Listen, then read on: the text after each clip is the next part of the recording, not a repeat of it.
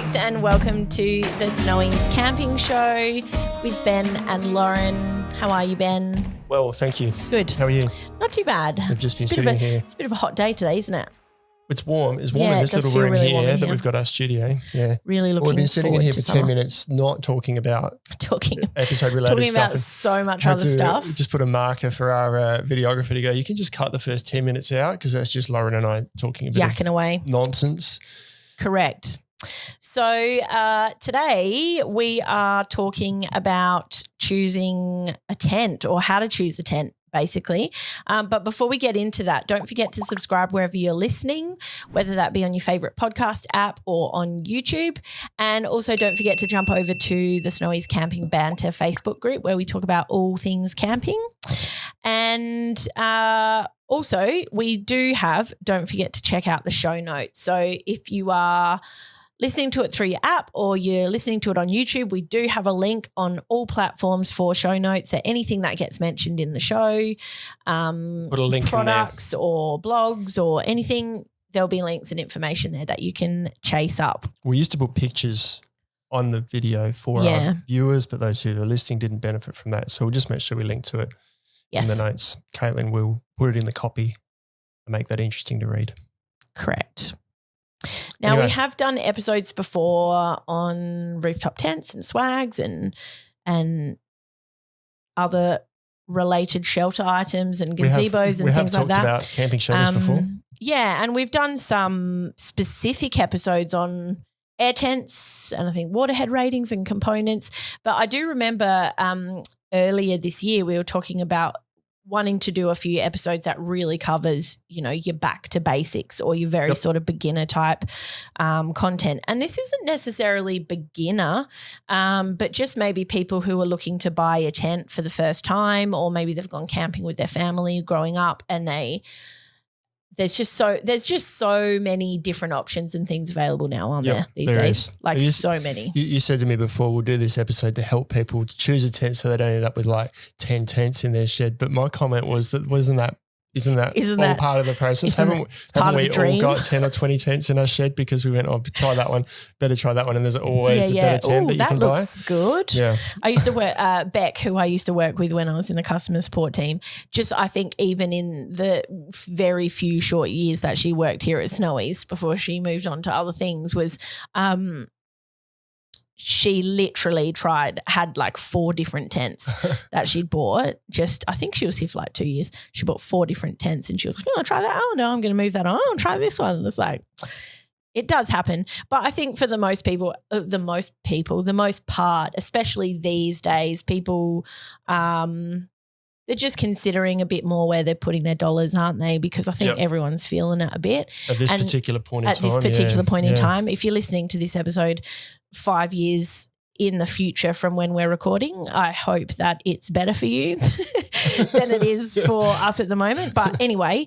One of those common questions, right? And rightly so, because it's probably one of the most important things. If you're setting up camping, you're going to need a shelter of some sort to sleep in. Well, within reason, I'm quite happy to sleep under the stars. Of course, yeah. If you do it all the time, you're going to need something to protect you from the elements. Yeah, and I think one of the most common questions that we get is I'm sort of looking at a tent and I'm not really sure where to start, or I've nailed it down to these 3 tents. Can you help me? And it's like, whoa, those 3 tents that you've chosen are like very drastically different and meet a whole range of different sort of needs. So I've just knocked my water bottle there, sorry.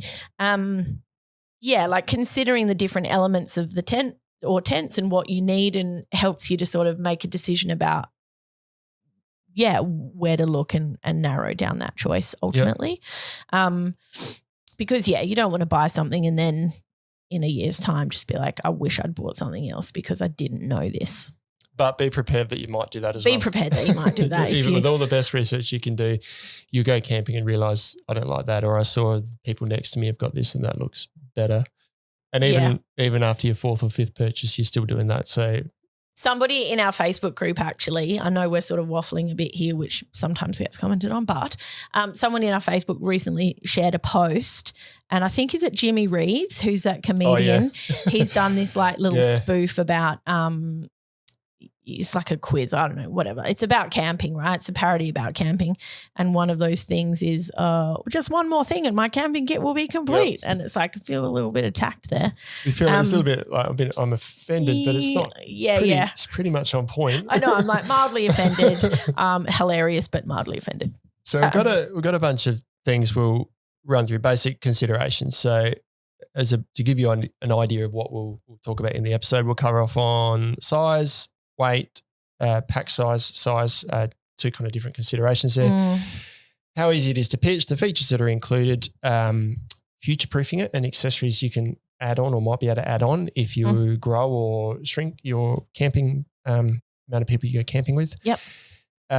And environmental conditions. So obviously where you camp, what sort of environment you camp in. Correct. I would say that environmental conditions would probably be the very last thing you look at, in my opinion. Like I think that realistically, as we've talked about before in some different podcast episodes about whether or not it's really hot or it's windy or it's raining, whatever, no matter what tent you have, there are things that you can do to make your camping experience better with that same tent, regardless of the environment that you're in. So that would only be if it comes down to environmental conditions. It's something sort of like if it comes down to and you've got two different ones to pick and it's either an air tent or a frame tent or something like that, then you might ask that question, but just worth mentioning. I've made a note here about price too. Is price true. Straight up could be pretty much guide you quite easily straight away into what tent you buy, because if you've got a low budget, then you could certainly get a tent, but you're going to be quite limited in what choice you've got. If budget's not a constraint, then you can probably jump into all these considerations that we're going to go through today. Yeah. So firstly, size.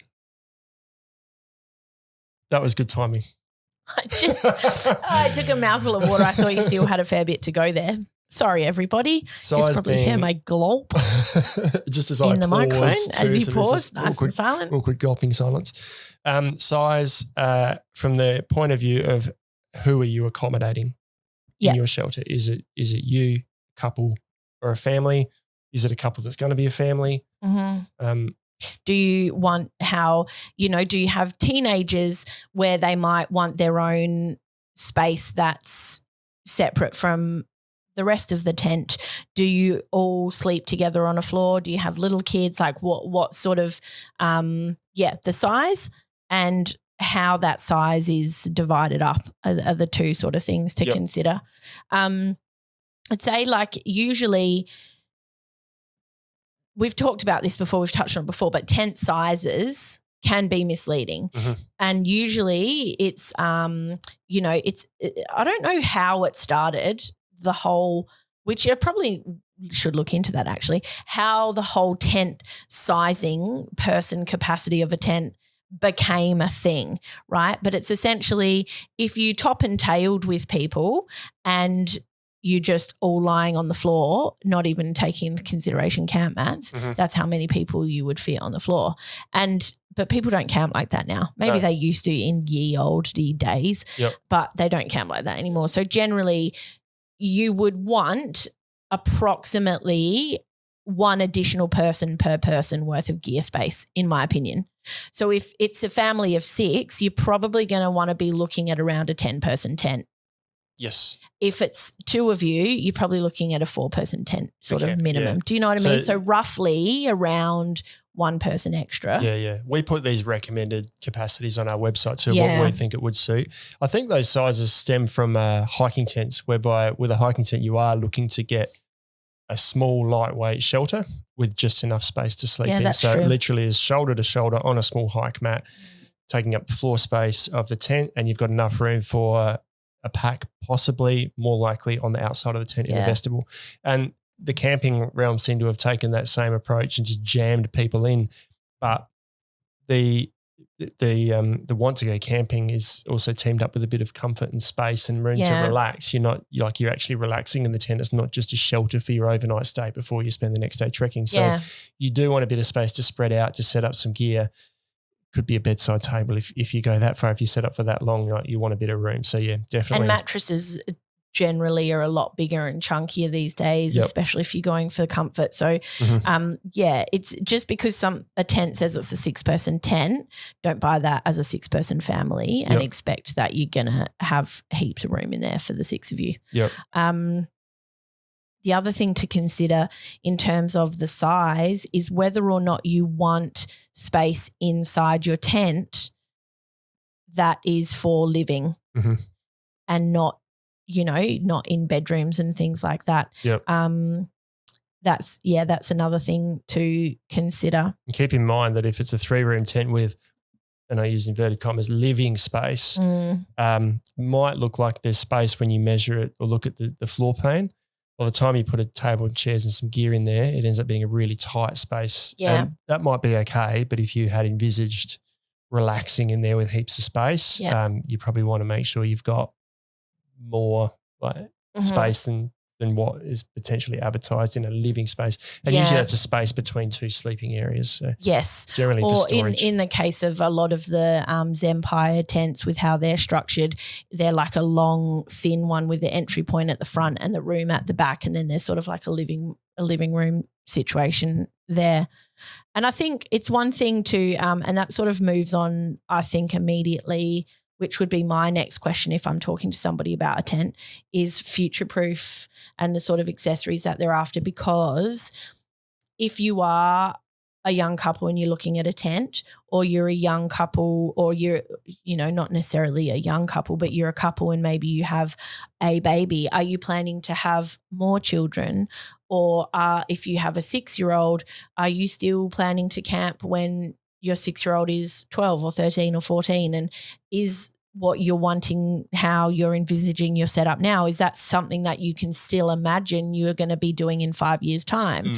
And if it's not, and you don't want to buy another tent, how is the tent that you're looking at now going to evolve with you as a family? And I think that that's a really good consideration, because it is a bit of a balance, because, I was recently talking to somebody who had, quite a small hatchback vehicle, and it was just a couple, and they were looking at tents, but then they're hoping to maybe have a family one day. And so they were looking at like quite significant sort of 12-person tents that you would fit families of 6 in and whatever. But it was only the 2 of them, and they had a small car. And so it sort of works. It's sort of like trying to find the balance between how the tent can evolve with you and how practical it is for you to use in the now. Because having a huge, big 3-4 room, 12-person tent in a little hatchback with 2 people is actually more likely to prevent you from camping as often, because it's just going to be such a big hassle. It's laborious, it's heavy, whatever. So you want to still make camping accessible and enjoyable, but you want to have the ability for it to evolve with you down the line. And that might not be within the physical tent itself, but it's also imagining things like, okay, well, how would this tent work with a shelter or a gazebo? Or how would this work with a tarp shelter? Or if I wanted to have kids and they wanted their own separate tents, how can I imagine my camp kit evolving? And I think that's more to the point. Yep. Because some tents, sorry, I'm just like literally going on a long monologue here. I'm waiting for a break. Yeah. Because some tents will come with the provisions for you to build on the tent itself. Walls or awning extensions or those sort of things. Yeah, awning extensions, walls, floors, internal rooms, whatever. And some don't.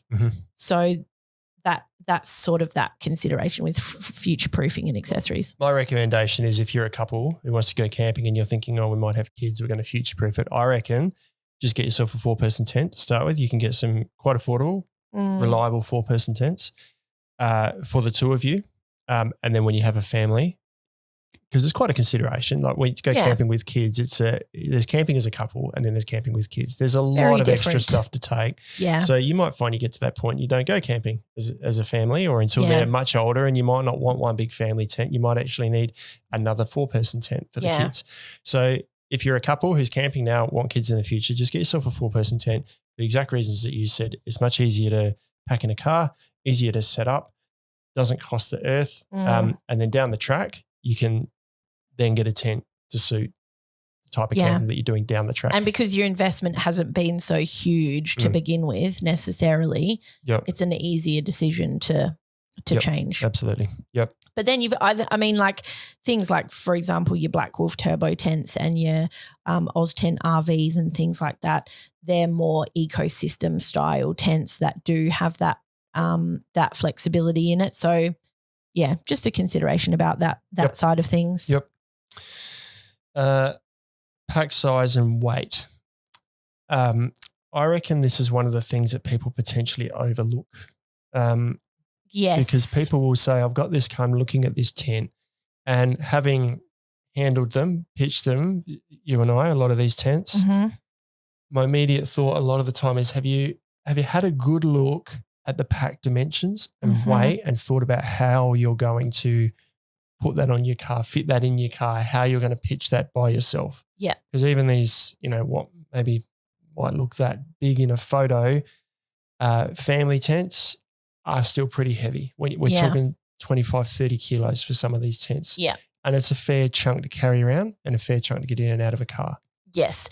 And I do know from personal experience, having spoken to customers that are like, awesome delivery, thanks. Like, got my tent 3 days after I ordered it, but I can't freaking lift this. Yeah. I can't put this in my car. Can you take it back? And it's like, wow, like it just that whole concept of that being able to lift it and move it and pack it just wasn't on their radar. And that's not super uncommon. So, yeah, definitely something to pay mind to, especially if maybe you someone who might want to also go camping by yourself sometimes. Yeah, absolutely. You're not necessarily always going to go with your family, or if you are you always going to have two people on hand?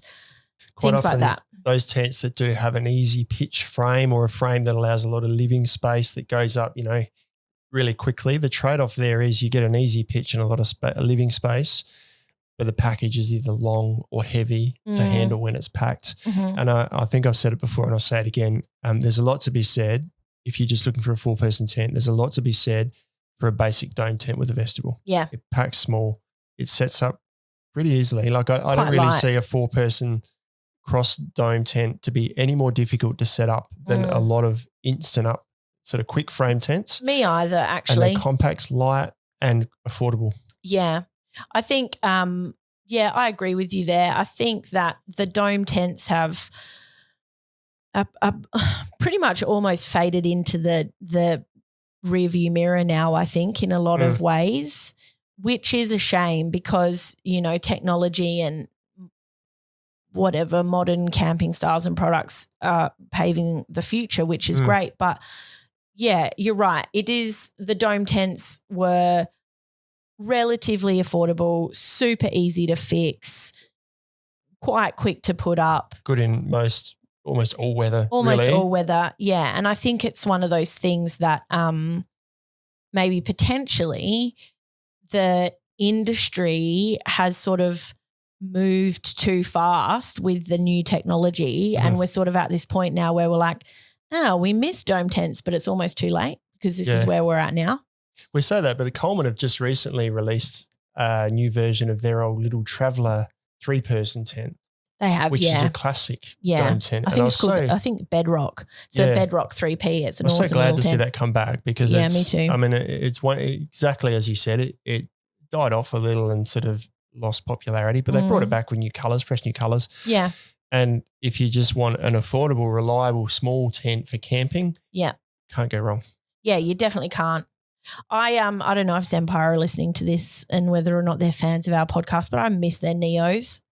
Do you remember those? Well, if they're listening to this right now, they'll be sitting there going, you're going to mention air tents? Got to mention air tents. Of course we're going to mention air tents, Empire. They're awesome with air tents and we'll get there. Don't worry. Just hold off on that because their Neo range of fiberglass pole tents were pretty cool. They were boss.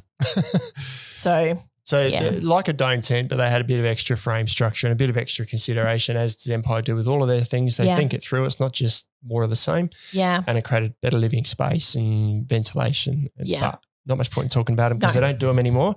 There isn't, but I'm just saying. They do have a focus Lament. air poles. Correct. Which are awesome. Yeah. And I think that it's they're really dedicated to that. And I think that's really great because they do it well. They do it well. And I think we were talking, I don't know, we've talked about lots of things recently, but I think we had a conversation recently about, you know, you can either do lots of things or you can do one thing really well. Mm-hmm. And I think ultimately that's where Zenpire have gone with the air tents. But their Neos were great. If you can pick one up secondhand and you don't mind a dome tent, they're bloody awesome. Anyway. Kind of a good segue talking about air tents into our next section, which is the pitch process, how it pitches. And we'll start with air tents maybe because they would probably have to be the easiest pitch tents because you pump it up by hand, or if you've got a 12-volt pump, you put the pegs in, plug the pump in, and it does it for you. It's just like super easy. The only downside with the air tents is at the moment, and the prices are coming down, but they do cost a little bit more than say the regular dome tent that we were talking about before with just fiberglass poles. And I think they are just that little bit heavier as well. There's a bit more fabric. In terms of like comparing to other larger family framed tents, like in terms of what's on now, I'm a little bit short, and so I've got a box underneath my feet to help me sit, and the box is just crumpled. So sorry about that, folks. Yes, lost your train of thought now. Have lost my train of thought. They can be a little bit heavier, not overly heavier, but again, it's just something to be mindful because they do go up. They do look super convenient. They are super easy. And so I think sometimes when people are looking at tents, they're like, oh, I could get that monster 12-person tent because it would literally only take me 15 minutes to put up. But it's like, yes, but you're also going to have that extra weight. So just bear that in mind. They're kind of shorter but chunkier, I suppose, when they're packed. But setting them up is really easy. As I mentioned, setting up is usually pitch out the corners and pump it up. Mm-hmm. Pack up is really easy too because you let it down and then just roll it up. Yeah. It's really easy and really forgiving sort of frame. But then you take a step back to pitch process being those old dome style tents that we're talking about, which is the fiberglass or sometimes they're alloy and composite poles, which are joined together by elastic and they just kind of all collapse up together. Bend them all. Yeah. That's the traditional tent style. Nothing wrong with that and usually are in the more affordable sort of category. Yeah. And I think they're actually quite reliable, field maintainable because those poles flex. If you get a better quality one, they flex even better and put up with more wind. Yep. But it's a little bit more time to put it together because you're putting all these poles together. You've got to feed the poles through, and if the poles come apart in the fabric, it's a little bit of mucking around. And often it can be handy to have an extra pair of hands when you're doing the dome tents. I mean, I know I can put one up by myself because I've really well practiced at that, but it's a lot harder than if you're just plugging something in and pumping it up. And you kind of go side to side. You feed it through, put in that side, go to the other side, put in that side. If it comes out on the first side, you're going back around and a little bit of mucking around. But overall, you still get a good tent that's affordable and good in any sort of wind condition. And you do have like instant up ones with hubs where the frames just sort of fold. I always think they're sort of like spider legs with all the different joints and they sort of knuckle and they fold in into themselves. And I think they're really good as well because I think we've talked about, and I think we should do this, I think we've talked about before having, say, an instant up tent, say hypothetically like a Coleman 6P and a Pronto 5 or something and having a race and then swapping and racing to see who, which one gets put up faster. And if you and me do it and we swap, then obviously there's two different sort of people and whatever. That'd be really cool. Good, but I think ultimately they might work out roughly the same. But it's hard to tell. But I think your benefit then comes with frame components and bits and pieces. If they break, they might not, depending on the brand you go for, which I think is another thing to consider when you're looking at price, is whether or not a brand has spare parts options. Mm-hmm. That versus something like your Zenpire air tents, where if a pole is compromised, which I probably can count on less than what I can need on one hand for times where I've heard about holes failing on those. Initially when the air tents came out, there were issues. So if you're reading stuff from a long time ago, the bladders weren't the right materials. I would say like 5 years. If it's anything more than 5 years ago, probably don't worry about it. Yeah. It's not relevant now. Yep. But I would say even within the last 5 years, I've only heard of 3. Much better quality, better technology in the bladders. Correct. Yep. Yeah. And so, but in the instance that does happen, obviously you can get replacement parts. So, where was I going with this thought? I think maybe I'll take over what you think. Thank you. So the instant up frames are not as forgiving. They're usually rigid frames, so they don't flex as much in the wind. You've got more moving parts, so they're quick up, but you need to take more consideration around if the frame's stuck, don't force it because you're probably going to break a knuckle or something, and then that could cut your camping trip short. Mm-hmm. And a lot of these will claim a time frame up in 1 minute or up in 30 seconds. And that, I'm not saying that's not true, but it's true to a degree. Mm-hmm. I use like Oz10, I've got a 30-second tent. They're RV tents and they're awesome tents. I've got one. I love it. It is 30 seconds to set the main bed of the tent up. Yeah. Depending on how long I want to spend pegging out the awning and how perfect I want to get it, that extends the time a little bit more. If I want to put walls on the side and also peg out the fly, that extends the time a little bit more. So questions all the time, and how long does this take to pitch? It's a bit of a how long's a piece of string question. Have you pitched a tent before? Have you pitched this tent before? You know, the first time you do it, a long time, it's going to get quicker every time you do it. It's going to get quicker the more you're used to it. How hard's the ground? Yeah, exactly. How hard's the ground? How tall are you? How strong are you? Like there's a whole range of different factors there. Yep. But I think what you were talking about in terms of pitch time, it's also a consideration for families. If you've got little kids running around and things, you might not have a huge amount of time for both of you to commit to setting up the tent when you've got little kids. Like, I don't know about you, but if you've been in the car for a long amount of time and then you get out, they're climbing up the walls and they're hungry and they want to be entertained, and it's like you're trying to put up a tent. That's where those real instant up frame tents can be really appealing, because you can get it up and you can chuck the kids in there and they can run amok while you sort of get all the guy ropes and the last things out. Yep. But I did want to mention as well, in terms of pitch process, we talked before about future proofing and accessories and things, where you do have tents like with the RV, where you're talking about the awnings and the wall extensions and the room extensions and things like that. And whether or not that's something that you want to get if you're a young couple, but or solo or something and you don't have kids yet, but something like Zempire, and I think a few other brands are slowly starting to cotton on. They have an ecosystem throughout their whole range where their tent connects to their gazebo and you through this little hub, and it becomes this. We've got, if you're interested, jump on our Facebook group, because we've got a few listeners who are there in the Facebook group who have Zempire products and have the ecosystem and they've set them up, and it's pretty cool to see it in real life. And I know you've done some product review videos on it as well. I did a walkthrough of 2 tents joined by a gazebo, an aerobase. It's all Zempires, and they helped us do all that. And it gives you an idea with when you join these together, just how much space you can create with that sort of setup. Yeah. It's pretty awesome. Yeah. Yeah, because you might go with, like, say, I think, what's the smallest Evo? I think it's the TS? TS or something. Yeah. They're the green and grey ones. Yeah. Just with a couple of poles. They're like a little small tent. You just get a back bedroom and a very small middle room and a little veranda space, which would be more than enough for 1, 2 people or even a couple and a baby. And then down the track, you could get an aero base that would join to that, which means that all of that part in your tent can become bedrooms, and then you can have your living space with your gazebo, and it's weather sealed and things like that. And I know we're sort of talking a lot about Zempire, but there's different ways to do it. It doesn't always necessarily have to be, well, can I put walls on this awning? It's like, well, how will this work with a gazebo if I wanted to get a shelter and things like that?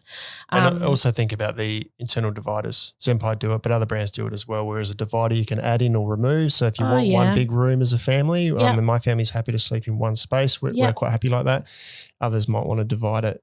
So like the Dometic Santorini tents, they have those they're another air tent, and they have those bedroom inserts. Add all that in there. So yeah. And then if you do want that separate space, maybe put the kids to bed while you sit up and read a book or something like that. Yeah. You've got dividers and things that you can create more of or customize it to what you need for your family. Yeah. I think it's probably worth mentioning, this thought just came into my head. When we were in one of an episodes that we did recently, which one was it? I think we were talking about compact cooking, like stoves for compact cooking, like hiking and car camping crossovers. And we were talking about, think about the weight of your whole kit, like so not just the stove, but the stove and the cookware and the plates and your food, and think about that, because you might think you're saving weight, but then when you add this other stuff up, you actually end up with a lot more than if you were to buy a cooking system or something to begin with. Yeah. And I think sometimes it can be like that with a tent. It's like you might want something that's small and packs light, but then if it doesn't meet your needs, think about what you might have to then add to it, and whether or not going for a tent that has some of those features already built into it, how much that might actually be a better way to go over something that might require a tent and then a gazebo and then Yep. So features. We're kind of covered off on a bit some of this already. So vestibules and awning, which is part of that future-proof thing. So you've got quite often sometimes just an awning that covers the vestibule. I've been picked up for how I've said that before. Is it vestibule? I call it a vestibule. Vestibule. But you call it a vestibule. I apologise in advance for anyone who doesn't like how I say vestibule, because I've been pulled up many a time. You say a lot of different words really funny, and I am constantly giggling under my breath. But I like it because I like you and you're my friend, and I appreciate that. I'm just driving every other listener mad with, why does he keep saying it like that? Yes. Anyway, the vestibule. At the front there, and you can often add walls, or like Zempire do it really well. Zempire again. Where something you zip on the front and it extends that whole space into another room. Or quite often not sealed off in the same manner that the bedroom would be, where that will have a sewn in floor, like a bucket floor. If you add walls to an awning of a tent, I use the RV tents, for example, the RX being the exception because that's got a zip out floor. Yes. You can add walls to the front of an RV tent and create another room, but you haven't just sealed got the grass floor. or have a ground sheet. Put a ground sheet down. Yeah. And things like Coleman Instant Up tents, they do like a lot of their tents, they have the vestibule, but the door that encloses the vestibule is also the awning. So if you want to close the vestibule off because you're storing stuff at night, or if you want to go away, you have to drop the awning down. But then they do models like the Evo model that gives you some extension bits that can attach to a gazebo. But not all models do that. And there's an awning you can add to it as well. Yeah, and there's an awning that you can add to it as well. So like just being aware of those sort of features is really, really good to know. Waterhead rating we've noted here, and that is something people can get pretty caught up on. And I had a question recently actually on waterhead rating for some of the lightweight tents that we've got, which is only 1,200, and they wondered if it was enough for what they're going to do. In a nutshell, 1,000 millimeter waterhead is waterproof. There are a lot of tents out there who will claim. Because what that means, if you haven't listened to our waterhead rating episode before, it basically just means that I think is it a 10 centimeter diameter in the hydrostatic head test? It's like the fabric is taut and there's like a 10 centimeter diameter cylinder, I think, that sits against that fabric, and then it gets filled up with water. The cylinder gets filled up with water, and then the waterhead rating is essentially how much water can fit in that cylinder before it's forced through the fabric. And so that means like a litre of water can sit on that material before it starts to compromise. So it's a pseudo test. So there's two different methods, an inverted cup and an upright cup. Oh, hang on. So that's for breathability. Anyway, that's technical, but it's basically a measure of pressure, because you think it's not just about there's heavy rain and then there's wind-driven heavy rain. Wind-driven heavy rain is going to be hitting that fabric much harder. Yeah. So you need a higher waterhead, but there are considerations there. A higher waterhead doesn't necessarily mean the fabric's going to last a long time, because every time they add an extra layer of this waterproofing to it, it makes the fabric a little more brittle. So it's this kind of balance between isn't it? Waterproofness and durability of the fabric. So my answer recently was this was a question on a reputable brand that used 1,200 millimeters. My response was, look, I trust them, that brand, who has backed their products to make the decision on the right fabrics for the tent that they're creating for these adventures to perform over a number that's on a piece of paper. Yeah. And I think also most tents and their style and their shape are designed to shed water as well. So it's like if it rains, water's just going to be rolling off that bad boy. It's not necessarily, if the tent for you is a 1,500 Waterhead rating versus maybe your second choice and it's 3,000 mil, then go for the tent for you. Don't be scared about that 1,500 Waterhead rating. 1,500 is going to keep you dry. Your condensation is going to be the biggest issue in any tent you buy anyway. You're going to have condensation issues before the tent is leaking. Yeah. And I reckon in my personal experience, if you're in a general camping situation where you need more than 1,500 millimeters of Waterhead rating to keep you protected, then you probably just need to pack up and go home. Yeah. Because you're in some serious weather. That's hectic, isn't it? Yeah. But 1,500 to 3,000, they're fairly common sort of range. I think that's the range you'd see for sort of year round in Australia. Yeah. And if you find a tent that suits you that's within that range, don't get too caught up on that Waterhead rating. Yes. Now, window styles. And the reason why I've sort of mentioned window styles for a couple of reasons is one, if you're doing tropical camping and midgies, like no seam mesh, and whether or not the mesh is sealed or if it's zipped, whether or not your windows can be zipped closed from the inside, because if you've got them rolled up on the fly and you just want some privacy overnight because it's warm and you're not expecting any rain, can you do that, or do you have to go outside and zip the fly down? How you access and utilize the windows is something that I think a lot of people overlook as well. Internally adjustable privacy screens. A lot of tents now have zippers from the bottom up, so you can zip it upwards, have privacy, but still allow ventilation up high. Yeah, that's a really good point too. And no seam mesh I mentioned too, that is one thing to think about. If you are in a high midgie area, have a look at the mesh. You want a no seam type mesh, which means it's quite a fine mesh rather than quite an open mesh so the midgies can't get through. Midgies tend to get through just about anything. They'll get through zips and stuff. Yeah, it's crazy. It's not going to make it completely midgie proof. But if you get a nice fine mesh, it's going to protect you.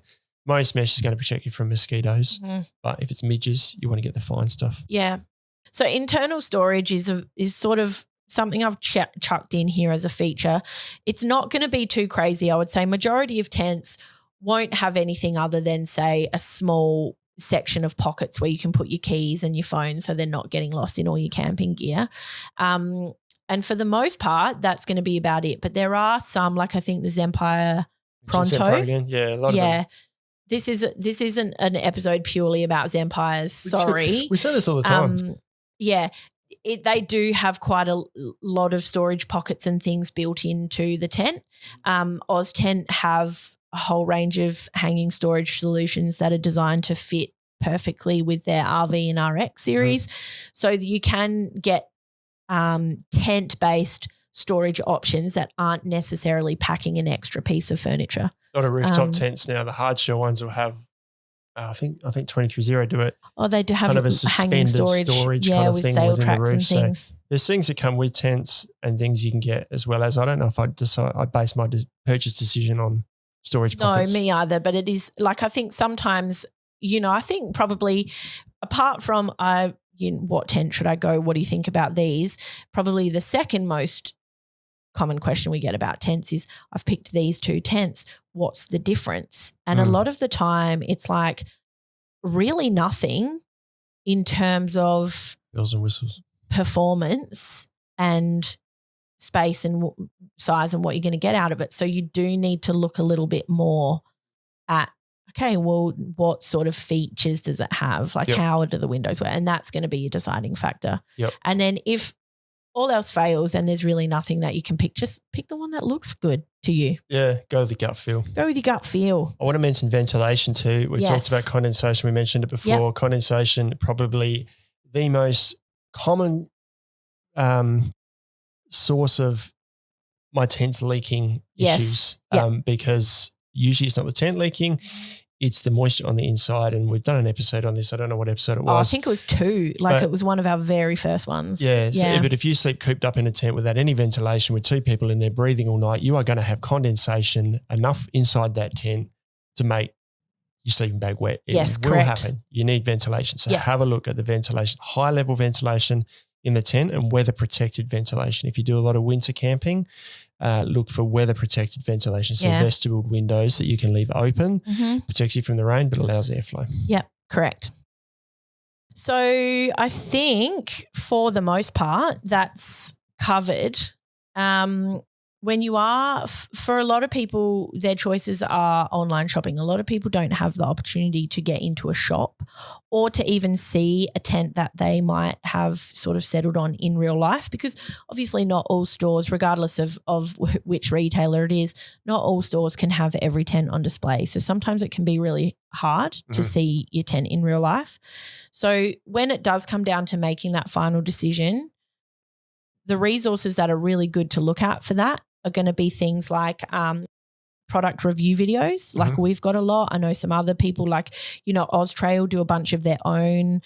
Quest, I think, is another brand. Zempire, like a lot of brands do their own. We also do them as well. You can often see a walkthrough of features, how they pack up, how they set up, pack size in relation to Ben, who's a bit of a string bean. But if you can imagine, it helps you to sort of quantify that real life size of things. We try and create our videos specifically for that, not a sales pitch, but for those who can't get into the stores, of which we've got 2 stores, and we try to keep a good range of the popular tents on display there, and can probably pitch some if we've got a display model if you ask. But if you can pop in store and have a look, they'll certainly do whatever they can to help you. Outside of that, we try and do the walkthrough for you as though you're there pitching it. So they can sometimes be quite long videos, but to try and give you an idea of how it looks. And I think they're a really good resource for online, because we'll pick it up and hold it, and you can see how much we're struggling when we're trying to carry it's this nice thing. And light, but we're like eyes twitching. And we generally we don't cut out anything that we go, that's really difficult, cut that out. We're up front about, if things are a bit clunky or difficult, we'll say that, but it's not necessarily a negative. But this is how you can get around it. Yeah, exactly. Yep. So I agree with that. We also have a Q&A section on our website. Some other websites do as well, but where, if you've got a specific question about a product and it's not answered in the product review video and you can't determine it from the photos or the information provided, ask us a question, because we'll be able to follow that up for you and give you the answers. And also check through there, because a lot of the other time people have already asked that question. So it might already be answered in there. We also have product reviews which I feel like a lot of the time they can be quite underutilized, because especially the ones on our website, because some customers have uploaded photos with how they've set their tent up, and it's boss, and it's different to maybe what the product photos are, or photos of there's one in particular that I always refer people to. It's on the Coleman North Star. Oh yeah. 10p, the huge big sort of cabin-y style tent, because those tents are incredibly popular in the sense that they're instant up, they're a really great price point. They're roomy, they're great for weekend campers, they're really accessible for families, loads of features, whatever. They're a really popular tent, but one of the limitations of the tent is potentially weatherproof and windproof, because it's that instant up frame like we talked about before. It can be a bit vulnerable. But somebody's put a review on that one with their tent in like the middle of this hectic storm, and photos of what they've done with the awning and how they've set it up. And it's like, of course that's bomb-proof, because they've adjusted how they've set that up for the weather conditions. And so I often refer to people when they ask about, weatherproof and what do I do? It's like, check out this product review, check out this photo, check out the way this person supported her tent when she's camping with her family to get through this insane storm. And so, those product reviews can be really under-tapped resource when it comes to deciding if a tent's going to be for you. That goes back to what you said at the start with just choose a tent that suits most of what you're going to do, because you can adapt it to suit most conditions anyway. You can, extra guy ropes or fly off or whatever. Yeah, so you can modify it. Yep. I reckon you've actually mentioned camping groups on Facebook. I know a really good one called Snow's Camping Banter. It's ours, ironically. That's a great place to just ask questions. Anyone got experience with this tent? And for the most part, they're great communities, and ours is, we love where it's gone. We kind of started this out with you and I just kind of having a chat, and it's grown into this really organic space now. I like it too. I don't know if you remember early in the days when I was like, I don't know if people are going to want to be in the group. Yeah. Because it was just at first we didn't have a huge amount of people and there wasn't a huge amount of people posting in there. And I was just like, I want to have campers who are my friends. Please come and talk to us. I don't want to post. It makes us look like losers. But now everyone posts all the time and it's really great. And I love seeing newbies coming in and asking questions. And yeah, it's awesome. Sort of old seasoned campers who are got a lot of specific niches in, a few people that camp out of small vehicles. Yep. Others that are, self-confessed, just I keep buying and I've got too many tents and too much of this, and other people that just make their own gear. We have camper trailer people, people who do all sorts of different camping. And it's like if you ask a question and you need some advice in there, you'll get some really great advice. Yep. And sometimes I'm like, bit late to the party and I catch up on a post and I go to, put some advice in. It's like, oh, well, all you guys done my job for me. It's great. Yeah, like what they've said. If no one says anything, we'll endeavour to try and find someone here who can answer your question. Yeah. And we'll answer it for you. Correct. There's also some stealth snowies people on there as well that I noticed they sort of get in and answer some questions. And I've noticed a few familiar faces. I'm like, yeah. But jump over there and it's ask to join if you're not already there. Yes. And participate. No questions, a silly question there. It's for everyone. It is. Anyway, I hope that this episode has maybe given you a few ideas or helped you out if you are someone who's wanting to choose a tent for your next camping adventures. Maybe hopefully made it easier. Just don't overthink it. Don't overthink it after this nearly hour-long episode. It's a good point. Don't do what we've just done and overthink everything. We've done it for you, so now you can just go make the decision. Correct. Enjoy your week. We'll see you next time. See you next time.